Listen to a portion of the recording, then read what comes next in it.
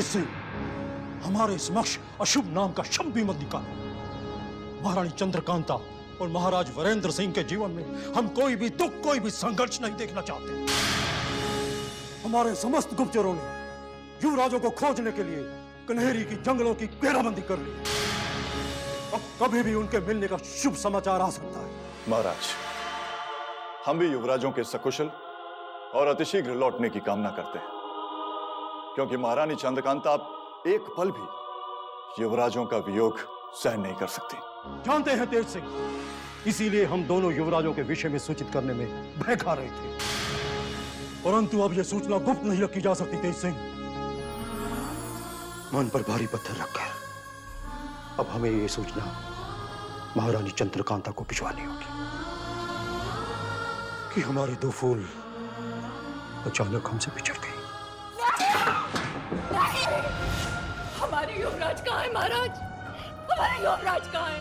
हमें हमारे युवराज लौटा दीजिए महाराज, लौटा दीजिए महाराज। पद्मिनी, तुम चुप क्यों हो? तुम कुछ क्यों बोलते नहीं? महाराज को समझाओ कि हमें हमारे इंद्रजीत और आनंद दिला दे। महाराज, महाराज, अगर आपने कुछ न किया तो हम अपने प्राण दे देंगे भगवान, हम अपने प्राण दे देंगे। महाराज कुछ कीजिए, महाराज कुछ कीजिए। धैर्य रखिए महारानी, हमारे युवराजों को कुछ नहीं होगा। नहीं चाहिए हमें आपके झूठे दिलासे। आप ही ने हमारे युवराजों को हमसे दूर किया, एक माँ से उसकी ममता को छीना। आपने हमारे सपनों में छिपे हुए अशुभ संकेतों पर ध्यान नहीं दिया महाराज। आपने हमारी एक न सुनी महाराज, आपने हमारी एक न सुनी। देखिए क्या हुआ। हमें अपनी भूल पे पछतावा है महारानी,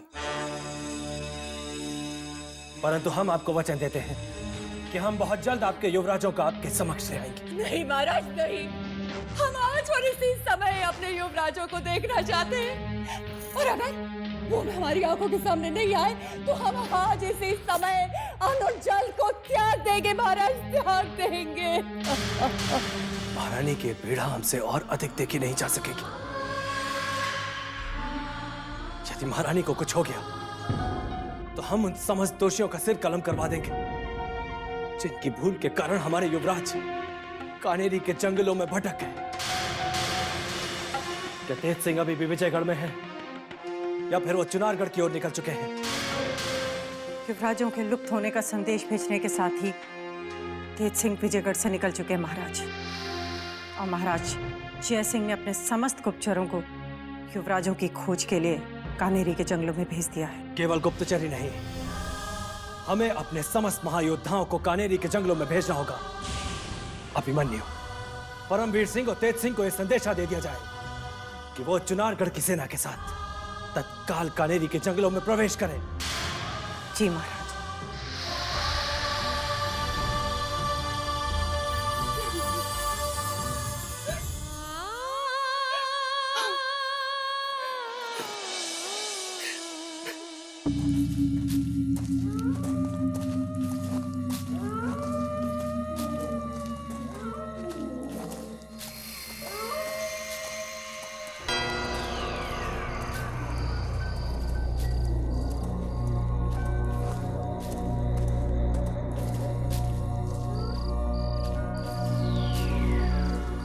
राज, कहीं हम किसी भूल भुलैया में तो नहीं फंस गए? क्योंकि कोई भी मार्ग का हमें अंत दिखाई नहीं पड़ रहा है। जो भी मार्ग पर चलना आरंभ करते हैं फिर से वहीं पहुंच जाते हैं। आप ठीक कह रहे संग्राम सिंह जी। यदि तत्काल में हमने कोई उपाय नहीं सोचा तो हम न जाने कब तक यूं ही भटकते रहेंगे। एक उपाय है युवराज, हमें तुरंत किसी सैनिक को विजयगढ़ भेजकर महाराज जय सिंह को ये सूचना भिजवा देनी चाहिए, ताकि वो यहाँ आकर हमारी सहायता कर सकें। नरो सिंह, हमारे किसी भी सैनिक के लिए इतनी सरलता के साथ इस भूल भुलैया से निकलकर विजयगढ़ तक पहुंचना संभव नहीं होगा। इसलिए ये लड़ाई अब हमें स्वयं ही जीतनी होगी। हम भी अभी नहीं चाहते कि अनिष्ट सूचना विजयगढ़ के महाराज तक पहुंच जाए, क्योंकि हमारे स्वामी भक्ति के साथ साथ हमारे शक्ति पर भी प्रश्न चिन्ह लग जाएगा। हमारा कारवां लुप्त होने का समाचार विजयगढ़ के गुप्तचरों द्वारा समस्त राज्यों में पहुंच गया होगा, परंतु हमें सदा अपने इस भूल का पछतावा होगा कि हमारे कारण इतना बड़ा अनर्थ हो गया। आप भैया इंद्रजीत सिंह के भूल के लिए स्वयं को दोषी मत समझे संग्राम सिंह जी। आपने उन्हें समझाने के बहुत प्रयास किए, परंतु भैया इंद्रजीत सिंह ने आपकी एक ना सुनी और बिना बताए चले गए। युवराज इंद्रजीत सिंह के बिना हम और हमारे सैनिक विजयगढ़ की ओर नहीं बढ़ेंगे, परंतु हमें हर कदम पर ऐसे मक्कारों से सतर्क रहना होगा जिन्होंने हमें इस भूल भुलैया में फंसा दिया है।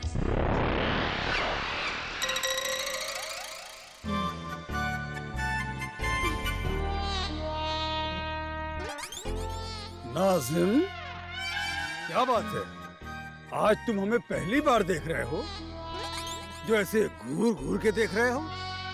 क्या हमारे सुंदर मुख को टुकुर टुकुर देख के नजर लगाओगे हमें? हुजूर, चश्मे बदूर, चश्मे बदूर। हुजूर, आपके इस चेहरे को यमदूत तो क्या पुराने बरगद की चुड़ैल भी नजर नहीं लगा सकती। फिर भला मेरी क्या औकात है? मैं तो आपको इसलिए देख रहा था कि कल रात से ही आप उल्लू की तरह लगातार जग रहे हैं। फिर समझ में नहीं आ रहा है कि आखिर आप मेरी हिफाजत कर रहे हैं या मैं आपकी हिफाजत कर रहा हूँ। नाजिम, मैं आपकी हिफाजत कर रहा हूँ हुजूर। क्या तुम भूल गए कि हमारे सामने तुम्हारी औकात क्या है? कुछ नहीं हुजूर। क्या तुम जानते नहीं कि हम चुनारगढ़ और शिवगढ़ के होने वाले महाराज हैं? बिल्कुल हुजूर, पर गुस्ताखे माफ हुजूर, दरअसल मैं ये कहना चाह रहा था कि आपकी खूबसूरती को ना तो चुनारगढ़ के महाराज टक्कर दे सकते हैं और ना ही शिवगढ़ के शहंशाह शिवदत्त। पता नहीं महारानी चंद्रकांता महाराज वीरेंद्र सिंह को वरमाला क्यों पहना दी और आपको ठोकर मार दी। बस नाजिम, बस उस ठोकर की याद मत दिलाओ। उस ठोकर का कारण जानने के लिए हम वर्षों से प्रयास कर रहे हैं, परंतु अफसोस आज तक हमें उसका कोई उत्तर नहीं मिला। खैर, हम तो रात भर से ये सोच सोच कर चिंतित हो रहे हैं कि हमारा विश्वास पात्र अहमद अभी तक लौट कर क्यों नहीं आया।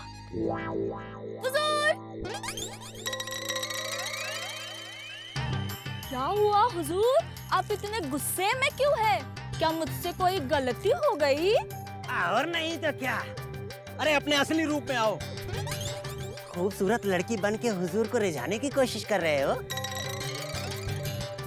सुना मत हुजूर। चलो आ जाओ अपने औकात में। गुस्ताखी माफ हुजूर, चंडीलाल से राज उगलवाने के चक्कर में देरी हो गई। शातिर चंडीलाल शिवगढ़ के खिलाफ अपनी चाल चल चुका है। वो क्रूर सिंह, उसने कहा था हुजूर, क्रूर सिंह का काम खत्म होते ही हम उसे दूध में पड़ी मक्खी की तरफ फेंक देंगे। ये तो आने वाला समय बताएगा अहमद कि कौन किसे निकालकर कहाँ फेंकता है। तुम ये बताओ, और क्या क्या कहा उस पाखंडी चंडीलाल ने? अब हम क्या क्या बताएं हुजूर? अरे कुछ तो बता दो। बताता हूँ हुजूर।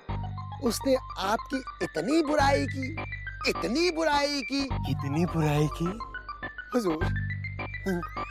महारानी चंद्रकांता अब हमें चाहने लगी है। हमें पूरा विश्वास था। नहीं, महारानी चंद्रकांता तो क्या उनकी दासी भी आपको पसंद नहीं करेगी? करेगी अहमद, अवश्य करेगी। हमें पूरा विश्वास है। तुम देखना, स्वयं महारानी चंद्रकांता हमें अपने विवाह का प्रस्ताव देंगी। तुम केवल इतना बताओ कि हमारे अलावा चंडीलाल ने और किस किस की बुराई की? किस किस की बुराई की? उन्होंने शिवगढ़ में किसी भी महायोद्धा को नहीं बख्शा। पंडित जगन्नाथ को महल से रुखसत करने के बाद उन्होंने भवानी सिंह को भी अपने वश में कर लिया है। बस वो अगर किसी से डरते हैं तो वो है शिवगढ़ के एक ही महायोद्धा, क्रूर सिंह। महाबली बद्रीनाथ।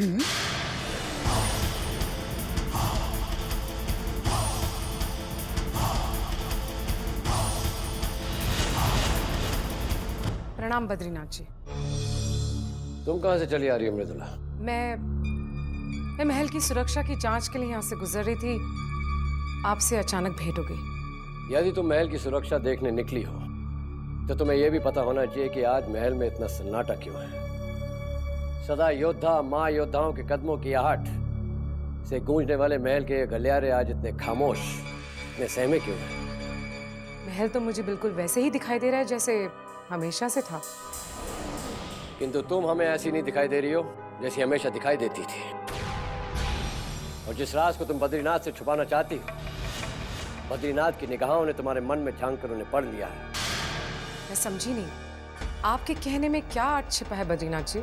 यदि अर्थ नहीं समझ सकी तो अनर्थ का सामना भी करना पड़ सकता है मृदुला। ये मत समझ लेना कि शिवगढ़ में हमारे पीठ पीछे होने वाले षड्यंत्र पर हमारी निगाहें नहीं है। यदि अब षड्यंत्र हुआ तो हम नहीं देखेंगे कि हमारे सामने स्त्री है या फिर पुरुष। किंतु हमसे क्या भूल हुई कि आप हमारी स्वामी भक्ति पर इन दिनों कुछ संदेह की दृष्टि से देखने लगे हैं? क्योंकि कुछ दिनों से चंडीलाल और क्रूर सिंह इस महल में दिखाई नहीं दे रहे हैं। और उनके महल से गायब होने का कारण उस षड्यंत्र का वो संकेत है जो हमसे छुप कर रचा जा रहा है, जिसका राज भी हम ही खोलेंगे।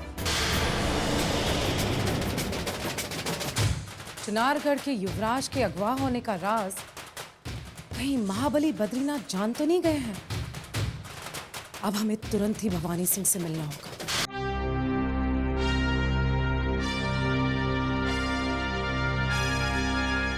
हुजूर, हुजूर, महल में अचानक बद्रीनाथ जी से मेरा आमना सामना हो गया।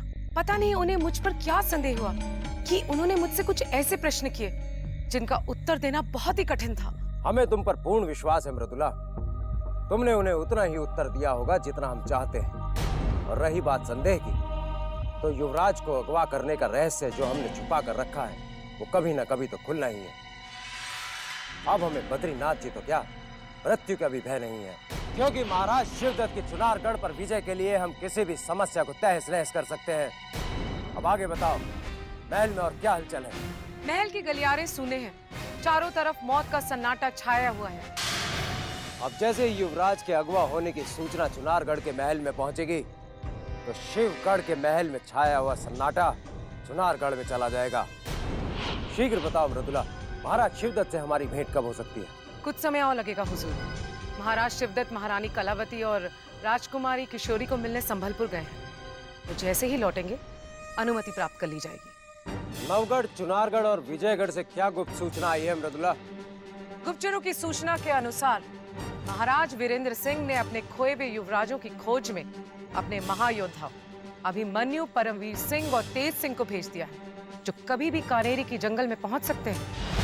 बीते युगों की है कथा गौरवमयी इतिहास की, ये अमर गाथा दिल के त्याग की और है बलिदान की। कहानी है चंद्रकांता की।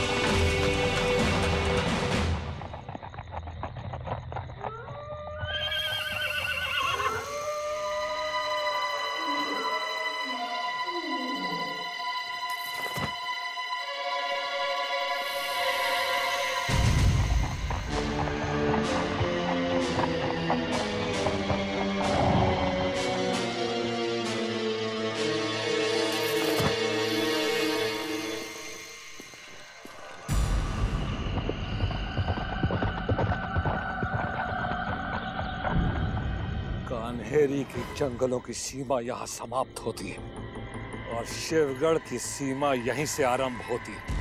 आज इस अंधेरी रात के काले साए में लिपटकर हमें शिवगढ़ की खूनी अभिशप्त धरती में समाना होगा। आज तेरे अभिमन्यु सिंह की अग्नि परीक्षा, या तो चुनारगढ़ सम्राट के लिए हम अपने शीश का बलिदान दे देंगे, फिर शिवदत्त के शीश को उसके धड़ से अलग कर देंगे। चल बादल।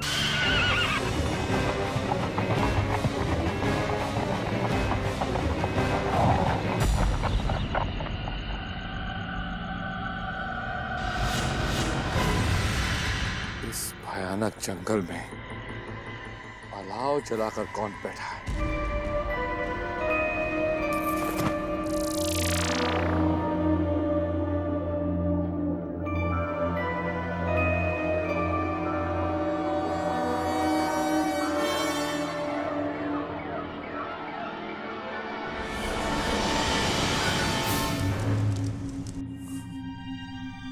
भाग्य प्रबल हैं हमारे।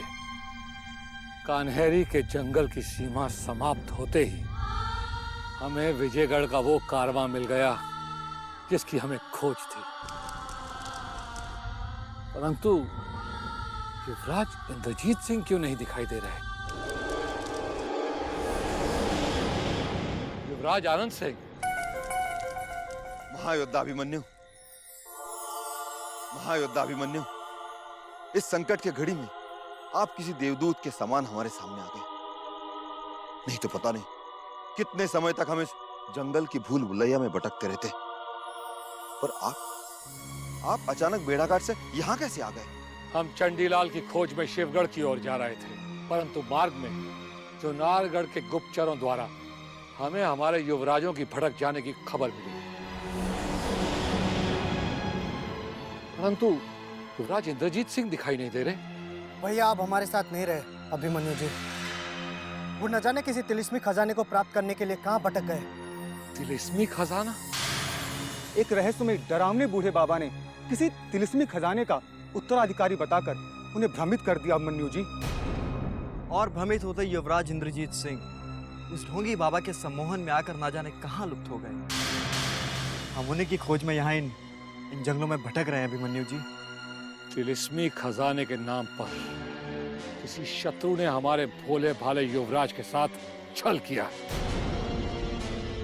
परंतु हमारी समझ में ये नहीं आ रहा कि आपने युवराज को अकेले अपनी आंखों से ओझल कैसे होने दिया। संग्राम सिंह जी, हमने उन्हें रोकने के बहुत उपाय किए, परंतु युवराज इंद्रजीत सिंह हमें बताए बिना ही उस नदी के किनारे चले गए जहां उस षड्यंत्रकारी बाबा ने उन्हें बुलाया था। उसके बाद वो हमें दिखाई नहीं दिए। युवराज इंद्रजीत सिंह जहां कहीं भी होंगे हम उन्हें खोज निकालेंगे। हम ये प्रण करते हैं कि जब तक हम युवराज इंद्रजीत सिंह को खोज नहीं लेते हम चैन की एक सांस भी नहीं लेंगे।